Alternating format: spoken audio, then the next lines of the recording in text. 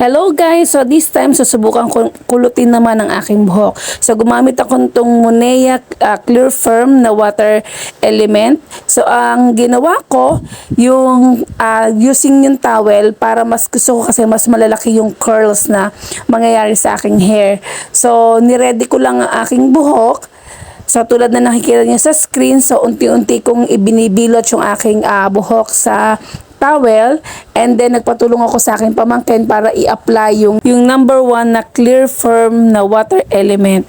So dinistribute niya lang evenly sa aking mga buhok ang gamot.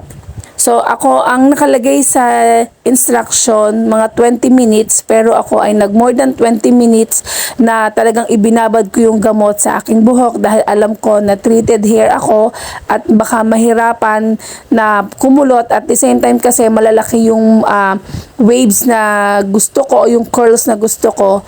So after ng halos 1 hour, so ni-rinse ko ang aking hair. So pinapat dry ko lang siya ng towel para mai-apply ko naman ang number 2 solution.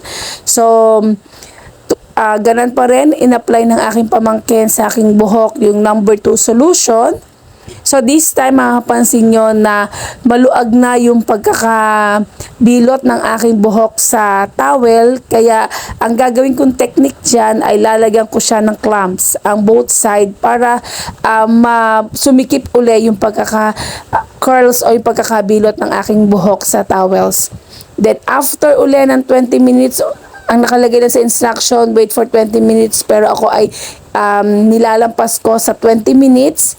So inubos namin yung buong solution sa aking buhok. So ito na ngayon sinasabi ko sa inyo na pampasikip na ginawa ko. So naglagay lang ako ng clamp sa both side, and then inubos ng pamangkin ko, or pinaubos ko na sa pamangkin ko ang solution.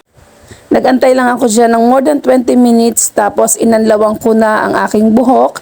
So naglagay ako dyan ng conditioner para lumambot ng konti ang aking hair.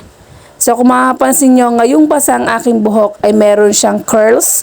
So yan yung curls na gusto kong ma-achieve dito sa ginagawa ko ngayon.